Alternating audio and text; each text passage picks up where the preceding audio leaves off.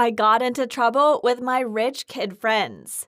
My name is Agnes, and I'm 22 years old, model. I've always wanted to be a supermodel and have had a strong desire to do so for a long time. And my hard work paid off handsomely when I was hired as an exclusive model for a major fashion company in New York. My talent was recognized here, and many brands wanted me to appear in their advertisements. New York was a promising land that helped me advance in my career and introduced me to new friends. At work, I met Gemma, a colleague who is also a true rich kid. We realized we had a lot in common and quickly became best friends. Thanks to Gemma, I was invited to luxury parties for the first time in my life and got a taste of upper-class life. She also introduced me to some of her wealthy friends. Her group was called the Elite, and there were 3 other people in the group besides Gemma. The first was David, the son of a real estate company. I had to admit that he was handsome, but he was a real bad boy. Lovell, a young billionaire, was the second. I was impressed with this guy because he was both attractive and well-mannered.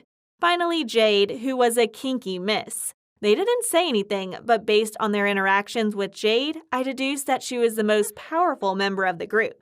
Perhaps because Jade's family was wealthy and her father was the CEO, a key partner with the other members. When Gemma invited me to her elite group, I was overjoyed. I hoped we'd all become best friends, but I couldn't believe that I would face a slew of difficulties that turned my life upside down from the moment I met these new friends. The majority of the elite members were courteous to me. They always greeted me warmly, except for one person. Jade was the name. She usually expressed her displeasure and contempt for my background. Jade was extremely cruel. I tried several times to defend myself against her, but Gemma stopped me. She didn't want to offend Jade. I usually let it slide whenever Jade caused trouble because I respected Gemma. There was one time Gemma took me to David's party. Being the queen of parties, she rushed into the party and left me behind. Standing in front of the crowded and hectic life of the upper class made me feel lonely. I shut myself away and sat in a corner to observe the party. Lovell came over to talk to me right then and there. I was initially quite shy, but Lovell couldn't make me turn away from his handsomeness and attractive talking. We talked about a lot of things throughout the party and had a great time.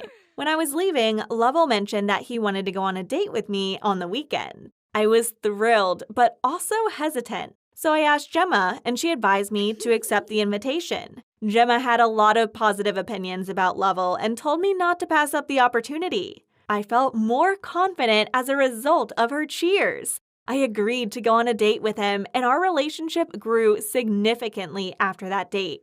Jade, on the other hand, was furious when she found out. Lovell turned out to be her ex-boyfriend. Lovell and I became a couple made her hate me even more, especially when her social status and her everything was superior to me. As a result, her actions were even more heinous. Gemma's birthday was on that day. I was invited to her home to do our hair and makeup together. When everything was finished, I put on a dress that I brought from home. How unfortunate, Gemma accidentally poured wine onto my dress. She profusely apologized and offered me another dress from her closet. Gemma even brought me a lovely necklace to match my outfit. This is my apology gift.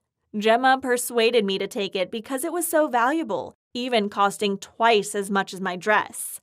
Not long after the party began, some of the first wealthy guests arrived and filled that opulent room. Lovell was also present. My friend Gemma and I rushed up to him. While we waited for other elite group members to arrive, we received a call from David, who said he wasn't in the country and couldn't attend the party, but promised to get Gemma a present when he returned.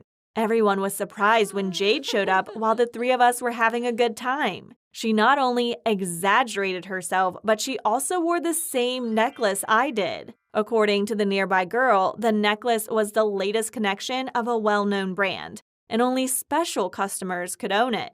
Jade was always a top priority from the start. It revealed her social standing to everyone else. Of course, Jade was furious when she saw me wearing the necklace. She rushed over to me to snatch it, but Lovell stopped her.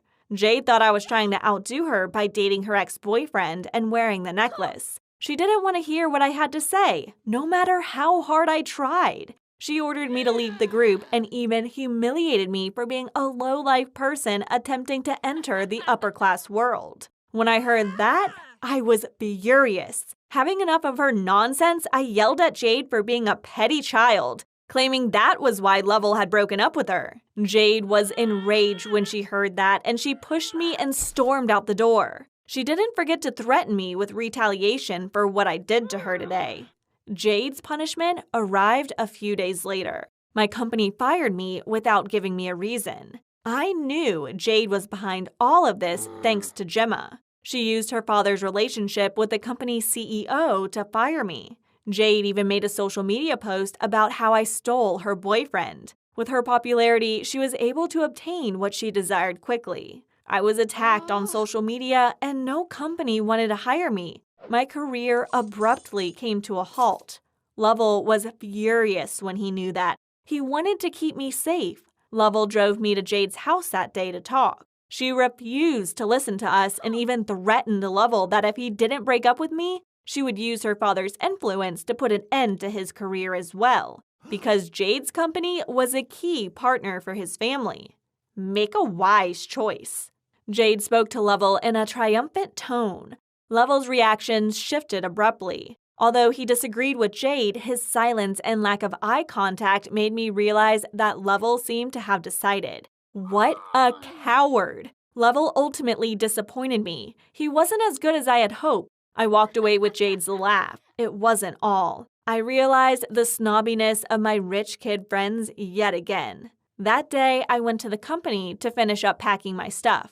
When I arrived, I quickly became the target of every other girl's blacklist. They pointed at me and said derogatory things about me. I dashed to the restroom to avoid people's stares. When I felt better, I wiped my tears and came out, only to be startled by someone's footsteps. I returned to the restroom and waited for people to leave because I didn't want people to see my miserable appearance. Surprisingly, while I was still inside, I heard Gemma talking on the outside. She laughed and boasted about my story to her friends. Gemma, it turned out, never considered me a friend. She was always envious of me because I was a newcomer but received more attention from the company. And she disliked Jade because she used her wealth to tell people what to do in Elite. Gemma had intended to eliminate both Jade and me.